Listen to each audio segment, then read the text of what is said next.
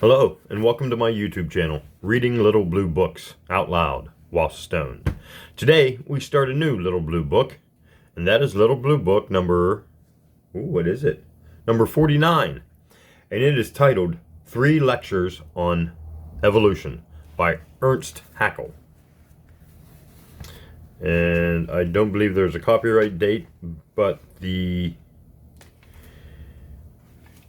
essays were given by Haeckel around 1906 or something around there, 1905, 1906. So, Ernst Haeckel, 3 Lectures on Evolution. Here we go. And I'm going to read the preface. I've read a little bit of it, and it sort of gives some context to the reason behind the essays in the first place. Okay, here we go.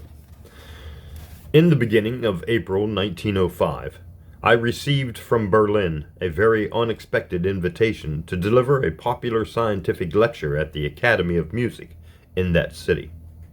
I at first declined this flattering invitation with thanks, sending them a copy of a printed declaration dated 17th of July, 1901, which I had made frequent use of, to the effect that I could not deliver any more public lectures on account of the state of my health, my advanced age, and the many labors that were still incumbent on me.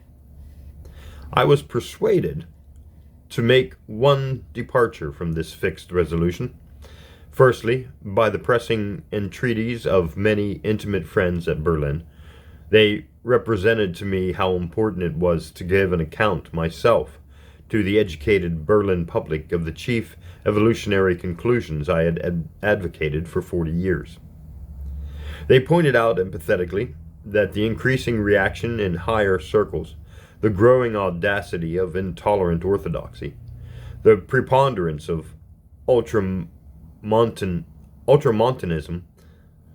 and the dangers that this involved for freedom of thought in Germany, for the university and the school, made it imperative to take vigorous action.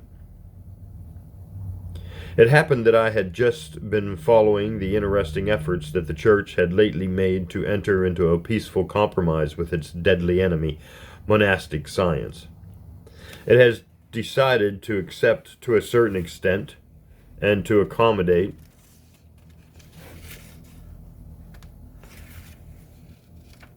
to its creed, in a distorted and mutilated form, the doctrine of evolution, which it has vehemently opposed for 30 years. This remarkable change of fronts on the part of the Church militant seemed to me so interesting and important, and at the same time so misleading and mischievous, that I chose it as the subject of a popular lecture and accepted the invitation to Berlin. After a few days, when I had written my discourse, I was advised from Berlin that the applications for admission were so numerous that the lecture must either be repeated or divided into 2. I chose the latter course, as the material was very abundant. In compliance with an urgent request, I repeated the 2 lectures, 17th and 18th of April, and as demands for fresh lectures continued to reach me, I was persuaded to add a farewell lecture on the 19th of April, in which I dealt with a number of important questions that had not been adequately treated. If I seem to be a tactless and inconsiderate fighter, I pray you to remember that conflict is the father of all things, that the victory of pure reason over current superstition will not be achieved without a tremendous struggle. But I regard ideas only in my struggles. To the persons of my opponents I am indifferent, bitterly as they have attacked and slandered my own person. Ernst Haeckel, Genoa, 9th of May, 1905. The Dagger of Darkness, 3 Lectures on Evolution by Ernst Haeckel. The Controversy about Creation, Evolution, and Dogma. The controversy over the idea of evolution is a prominent feature in the mental life of the 19th century. It is true that a few great thinkers had spoken of a natural evolution of all things several thousand years ago. They had indeed partly investigated the laws that control the birth and death of the world, and the rise of the earth and its inhabitants. Even the creation stories and the myths of the older religions betray a partial influence of these evolutionary ideas. But it was not until the 19th century that the idea of evolution took definite shape and was scientifically grounded on various classes of evidence. And it was not until the last third of the century that it won general recognition. The intimate connection that was proved to exist between all branches of knowledge, once the continuity of historical development was realized, and the union of them all through the monastic philosophy, are achievements of the last few decades. The great majority of the older ideas that thoughtful men had formed on the origins and nature of the world and their own frame were far removed from the notion of self-development. They culminated in more or less obscure creation myths, which generally put in the foreground the idea of a personal creator. Just as man had used intelligence and design in the making of his weapons and tools, his houses and his boats, so it was thought that the Creator had fashioned the world with art and intelligence according to a definite plan. Among the many legends of this kind of ancient Semitic story of creation, familiar to us as the Mosaic narrative, but drawn for the most part from Babylonian sources, has obtained a very great influence on European culture, owing to the general acceptance of the Bible. The belief in miracles that is involved in these religious legends was bound to come in conflict at an early date with the evolutionary ideas of independent philosophical research. On the one hand, in the prevalent religious teaching, we had the supernatural world, the miraculous teleology. On the other hand, in the nascent science of evolution, only natural law, pure reason, mechanical causality. Every step that was made by this science brought into greater relief its inconsistency with the predominant religion.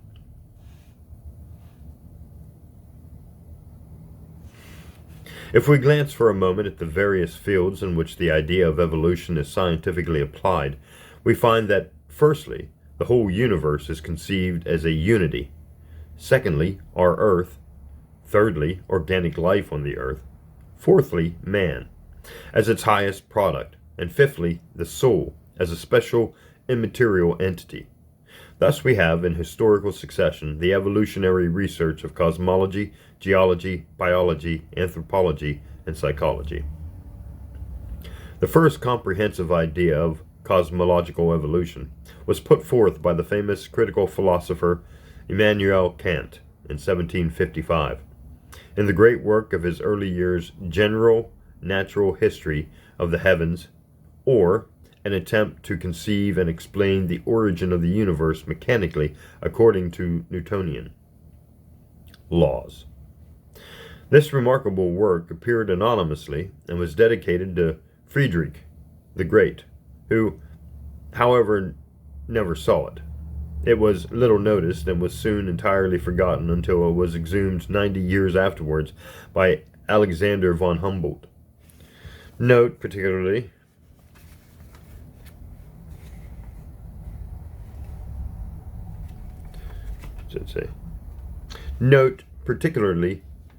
that on the title page, stress is laid on the mechanical origin of the world and its explanation on Newtonian principles. In this way, the strictly monastic character of the whole cosmology and the absolutely universal role of natural law are clearly expressed. It is true that Kant speaks much in it of God and his wisdom and omnipotence, but this is limited to the affirmation that God created once for all the unchangeable laws of nature, and was henceforward bound by them and only able to work through them. The dualism, which became so pronounced subsequently in the philosopher of Königsberg, counts for very little here. One of the, I think it's Koenigsberg. One of the letters is smudged off. The idea of a natural development of the world occurs in a clearer and more consistent form, and is provided with firm mathematical basis. 40 years afterwards, in the remarkable Monique Celeste of Pierre Laplace, his popular Exposition du Système du Monde of 1796, destroyed at its root the legend of creation that had hitherto prevailed, or the Mosaic narrative of the Bible. Laplace, who had become Minister of the Interior, Count and Chancellor of the Senate under Napoleon, was merely honorable and consistent when he replied to the Emperor's question what room there was for God in his system. Sire, I had no need for that unfounded hypothesis. What strange ministers they are sometimes. The shrewdness of the Church soon recognized that the personal Creator was dethroned and the creation myth destroyed by this monastic and now generally received theory of cosmic development. Nevertheless, it maintained towards it the attitude which it had taken up 250 years earlier in regard to the closely related and irrefutable system of Copernicus. It endeavored to conceal the truth as long as possible, or to oppose it with Jesuitical methods, and finally it yielded. If the churches now silently admit the Copernican system and the cosmology of Laplace, and have ceased to oppose them, we must attribute the fact partly to a feeling of their spiritual impotence, partly to an astute calculation that the ignorant masses do not reflect on these great problems. In order to obtain a clear idea and a firm conviction of this cosmic evolution by natural law, the eternal birth and death of millions of suns and stars, one needs some mathematical training and lively imagination, as well as a certain competence in astronomy and physics. The evolutionary process is much simpler and more readily grasped in geology. Every shower of rain or wave of the sea, every volcanic eruption, and every pebble gives us a direct proof of the changes that are constantly taking place on the surface of our planet. However, the historical significance of these changes was not properly appreciated until 1822 by Karl von Hoff of Gotha, G-O-T-H-A, of Gotha, and modern geology was only founded in 1830 by Charles Lyell, who explained the whole origin and composition of the solid crust of the earth, the formation of the mountains, and the periods of the earth's development in a connected system by natural laws.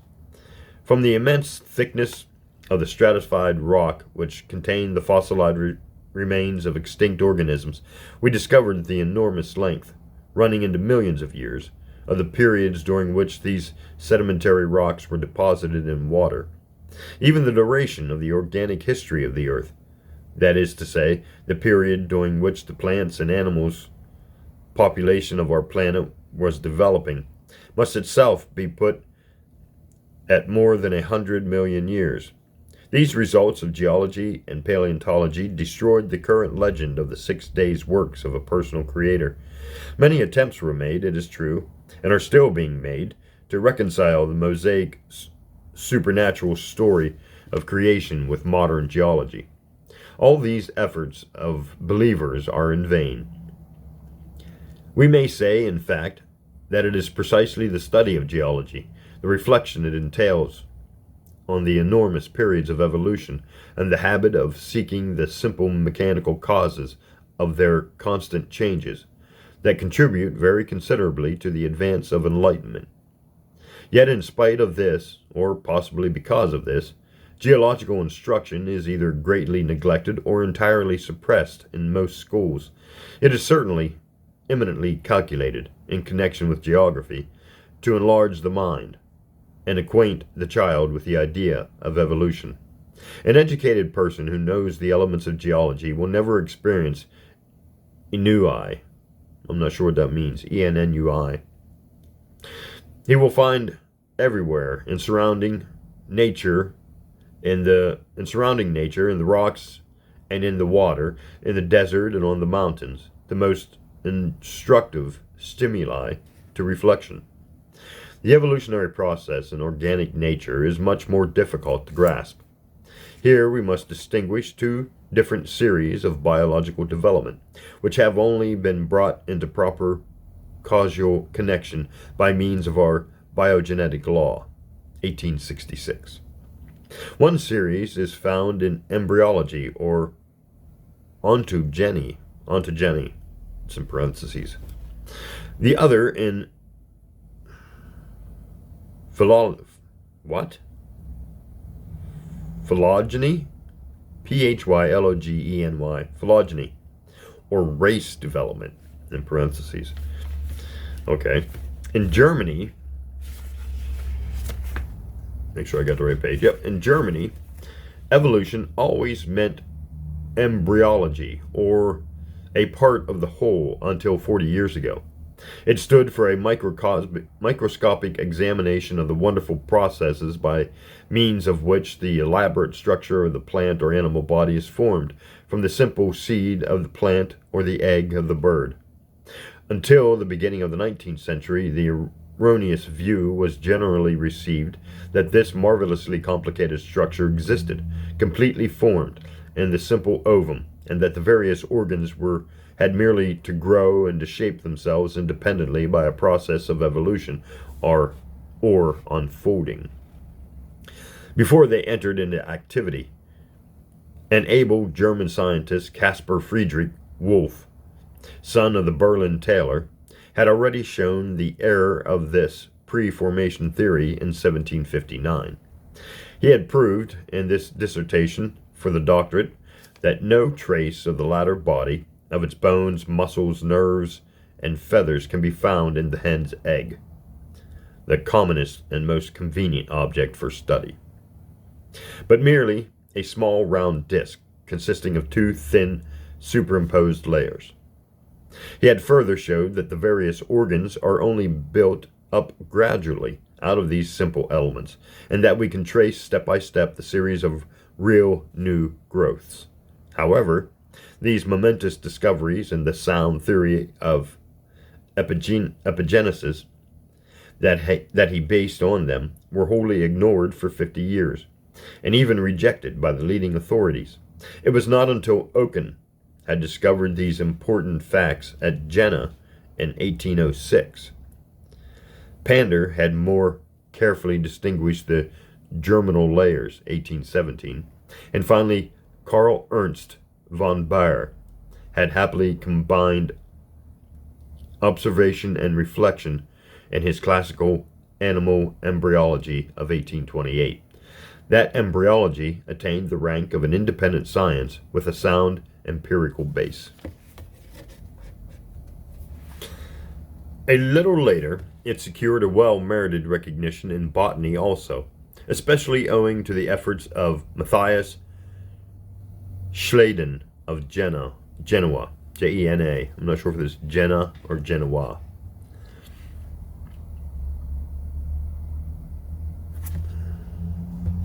Okay, the correct pronunciation is Jena, Jena. The distinguished student who provided biology with a new foundation in the cell theory, 1838.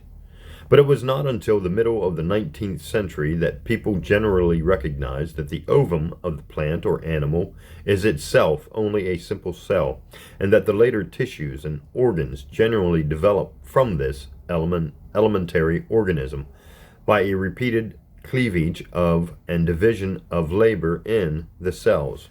The most important step was then made of recognizing that our human organism also develops from an ovum, first discovered by Bayer in 1827. In virtue of the same laws, and that its embryonic development resembles that of the other mammals, especially that of the ape. Each of us was, at the beginning of this existence, a simple globule of protoplasm, surrounded by a membrane about 1/120th of an inch in diameter, with a firmer nucleus inside it. These important embryological discoveries confirmed the rational conception of the human organism that had been attained much earlier by comparative anatomy. The conviction that the human frame is built in the same way and develops similarly from a simple ovum as the body of all other mammals, even line, had already, in 1735, given man a place in the mammal class in his famous System of Nature. Differently from these embryological facts, which can be directly observed, the phenomena of phylogeny.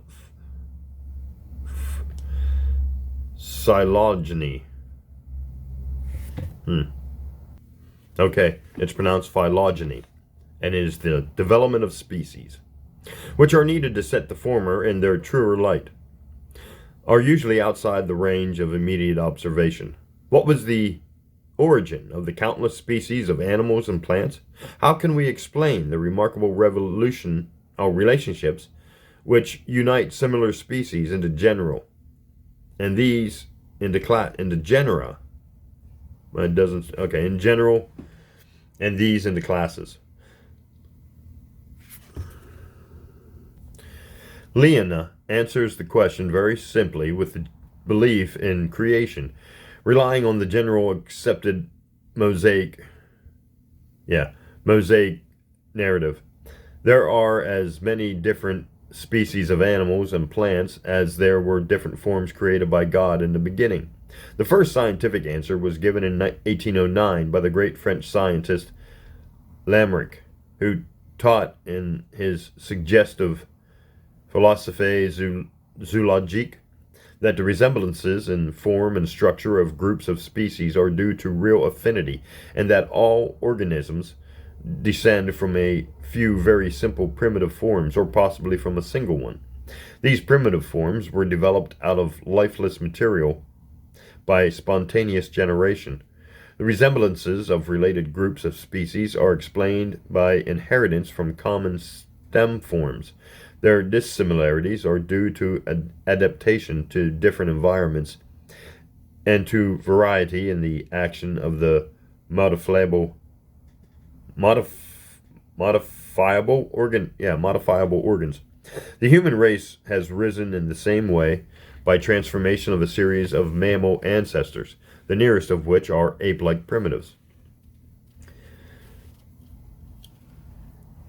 These great ideas of Lamarck, which threw light on the whole field of organic life and were closely approached by Gould. Let me go back and read that. These great ideas of Lamarck, which threw light on the whole field of organic life and were closely approached by Goethe and his own speculations, gave rise to the theory that we now know as transformationism, or the theory of evolution or descent. But the far-seeing Lamarck was, as Caspar Friedrich Wolff had been 50 years before, half a century before his time. His theory obtained no recognition and was seen wholly forgotten. It was brought into the light once more in 1859 by the genius of Charles Darwin, who had been born in the very year that the Philosophie zoologique was published. The substance and the success of his system, which has gone by the name of Darwinism in the wider sense, for 46 years are so generally known that I need not dwell on them. I will only point out that the great success of Darwin's epoch-making works is due to the two causes. Firstly, to the fact that the English scientists most ingeniously worked up the empirical material that had accumulated during 50 years into a systemic proof of the theory of descent, and secondly, to the fact that he gave it the support of a second theory of his own, the theory of natural selection. This theory, which gives a causal explanation of the transformation of species, is what we ought to call Darwinism in the strict sense. We cannot go here into the question of how far this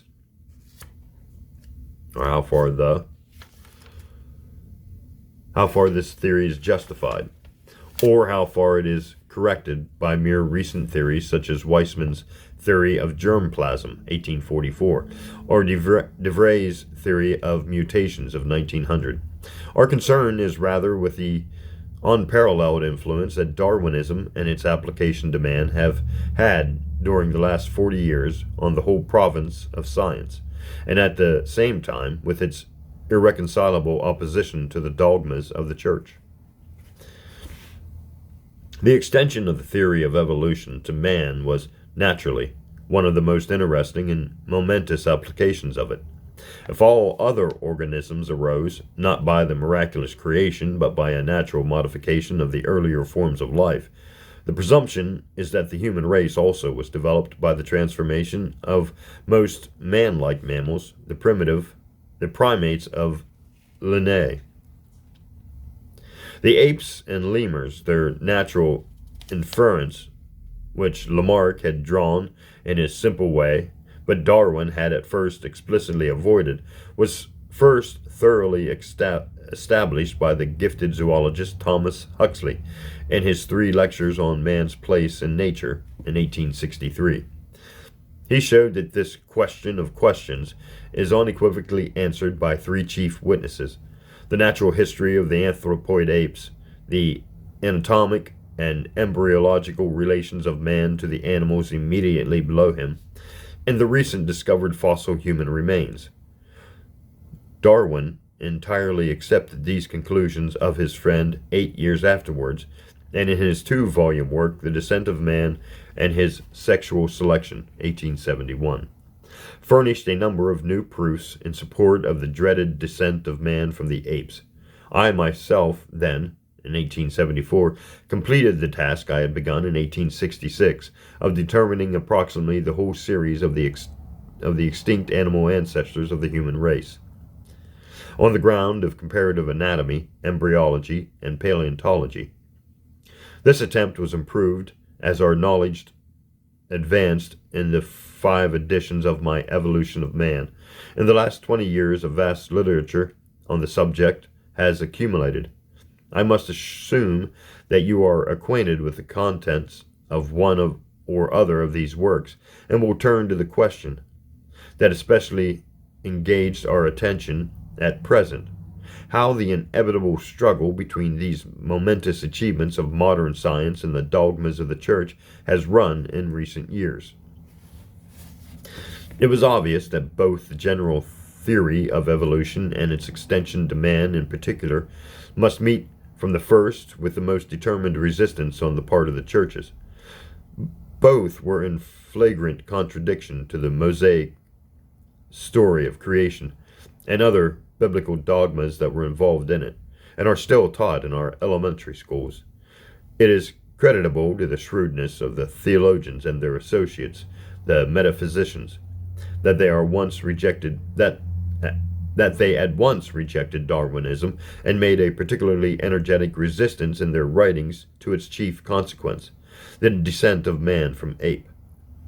This resistance seemed the more justified and hopeful as, for 7 or 8 years after Darwin's appearance, few biologists accepted his theory, and the general attitude amongst them was one of cold skepticism. I can well testify to this from my own experience. When I first openly advocated Darwin's theory at a scientific congress in Stettin in 1863, I was almost alone, and was blamed by the great majority for taking up seriously so fantastic a theory. The dream of an after-dinner nap, as the Guteneiger's zoologist Kieferstein called it. The general attitude towards nature 50 years ago was so different from what we find out everywhere today that it is difficult to convey a clear idea of it to a young scientist or philosopher. The great question of creation, the problem how the various species of plants and animals came into the world, and how man came into being, did not exist yet in exact science. There was, in fact, no question of it. 77 years ago, Alexander von Humboldt delivered in this very spot the lecture which afterwards made up his famous work, Cosmos, the Elements of a Physical Description of the World. As he touched, in passing, the obscure problem of the origin of the organic population of our planet, he could only say resignedly, "The mysterious and unsolved problem of how things came to be does not belong to the empirical province of objective research. The description of what is, it is instructive to find Johann Müller, the greatest of German biologists in the 19th century, speaking thus in 1852 in his famous essay on the generation of snails and Hawkthorians. The entrance of various species of animals into creation is certain. It is a fact of paleontology, but it is supernatural as long as this existence cannot be perceived in the act and become an element of observation. I myself had a number of remarkable conversations with Müller, whom I put at the head of all my distinguished teachers in the summer of 1854. His lectures on comparative anatomy and physiology, the most illuminating and stimulating I ever heard, had captivated me to such an extent that I asked and obtained his permission to make a closer study of the skeletons and other preparations in his splendid museum of comparative anatomy. Then, in the right wing of the buildings of the Berlin University, and to draw them, Müller, then in his 54th year, used to spend the Sunday afternoon alone in the museum. He would walk to and fro for hours in the spacious rooms, his hands behind his back, buried in thought about the mysterious affinities of the vertebrates, the holy enigma in which was so forcibly impressed by the row of skeletons. Now and again my great master would turn to a small table at the side, at which I, a student of 20 years, was sitting in the angle of a window making conscientious drawings of the skulls of mammals, reptiles, amphibians, and fishes. I would then beg him to explain particularly difficult points in anatomy, and once I ventured to put the question, must not all these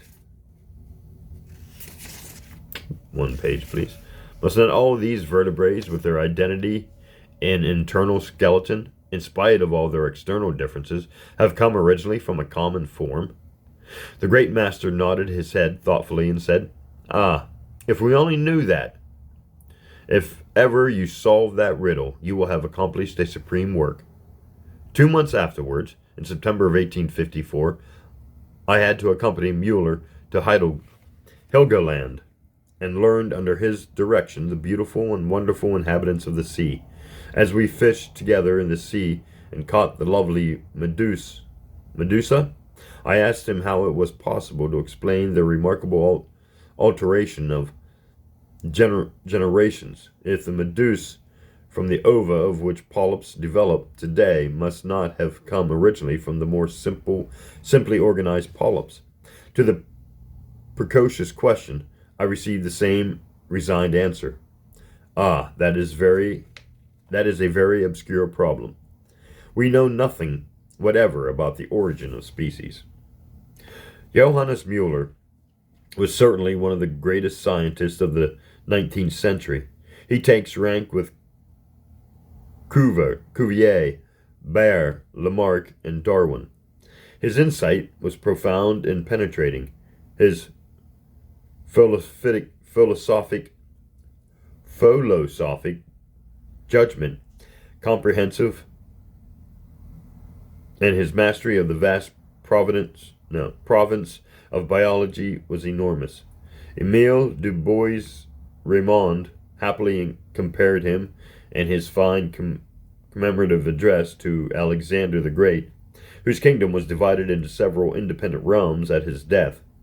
In his lectures and works, Müller treated no less than 4 different subjects, for which 4 separate chairs were founded after his death in 1858: human anatomy, physiology, pathological anatomy, and comparative anatomy. In fact, we ought really to add 2 more subjects, zoology and embryology. Of these also we learned more from Müller's class lectures than from the official lectures of the professors of those subjects. The great master died in 1858, a few months before Charles Darwin and Alfred R. Wallace made their first communications on their new theory of selection in the Journal of the Linnean Society. I do not doubt, in the least, that this surprising answer of the riddle of creation would have profoundly moved Mueller and have been fully admitted by him on mature reflection. To these leading masters in biology and to all other anatomists, physiologists, zoologists, and botanists, up to 1858, the question of organic creation was an unsolved problem. The great majority regarded it as insoluble. The theologians and their allies, the metaphysicians, built triumphantly on this fact. It afforded a clear proof of the limitations of reason and science.